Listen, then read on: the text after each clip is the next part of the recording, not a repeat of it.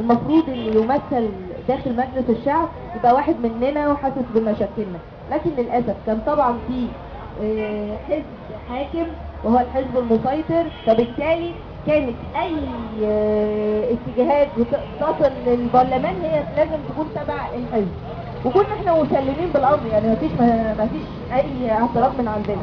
كذلك لما قامت الثوره، اما جينا نختار او ما جاء ثوره كان برضه نفس المنطق، جماعه معينه هي اللي سيطرت على مجلس الشعب، وده غلط كبير جدا ان فئه معينه تسيطر، ده مشكله. احنا كلنا زي بعض، وده المفهوم عند الناس اللي مش عايزين ينزلوا الانتخابات.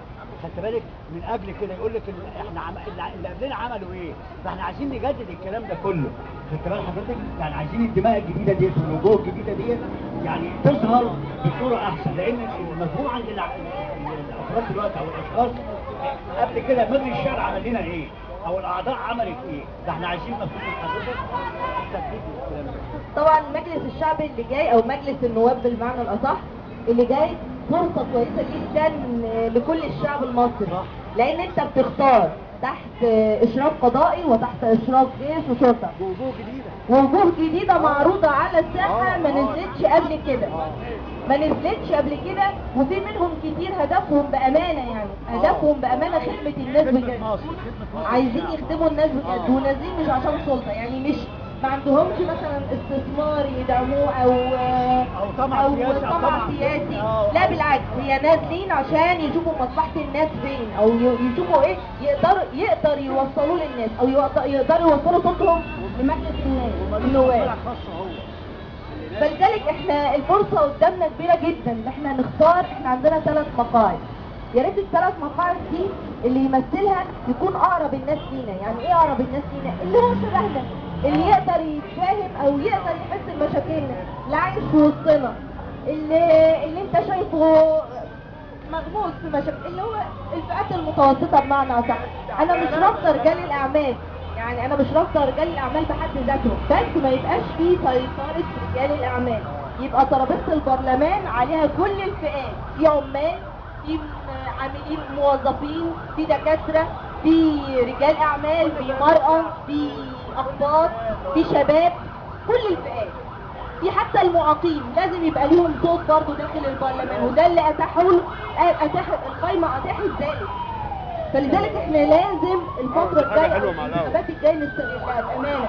انا على فكره بمر على كل القهاوي، لان انا ما عنديش امكانيات اعمل كذا مؤتمر، فبالتالي انا بحاول اوصل للناس. الصبحيه بمر على مصالح حكوميه، وبالليل بحاول في التجمعات الكافيهات والقهاوي بتكلم بيها مع الناس والله بصدق وامانه ومن قلبي، بحاول اوصل للناس ان اللي جاي احسن، بس المهم ان احنا نصدق بجد ان احنا باختيارنا هنجيب المرشح بتاعنا، اختيارنا هو اللي هيجيب مرشحينا، وليس اختيار حزب معين ولا جماعة معينة، لا، احنا بس ننزل ونشارك ونقرر ونقول ان ده مناسب وده مش مناسب، والباقي على ربنا، زي ما بيقول نعمل اللي علينا والباقي على ربنا. بس المهم نفكر قبل ما نختار، ونختار فعلا اللي يمثلنا.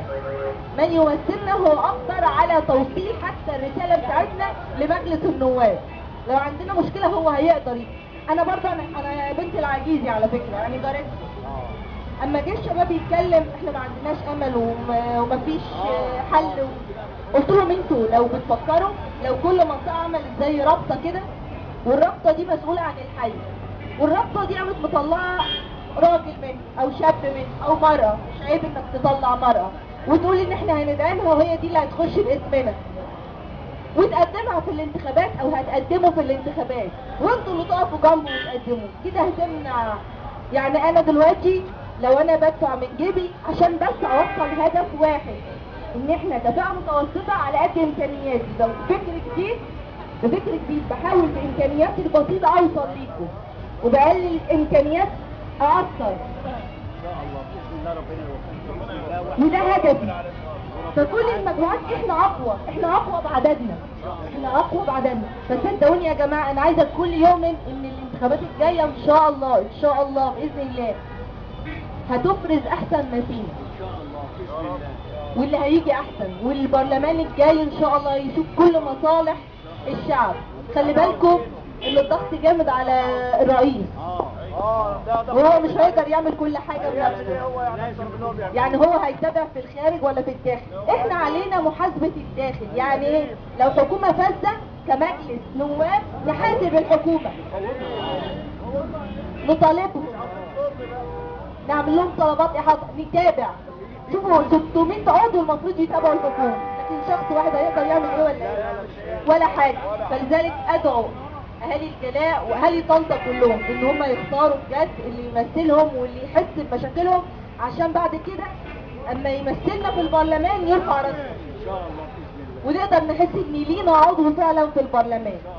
وطبعا انا بشكركم لحسن الاستماع وشكر جزيل، واتمنى ان انا انول ثقتكم طبعا. ربنا يكرمكم ان شاء الله باذن الله. شكرا. ان شاء الله.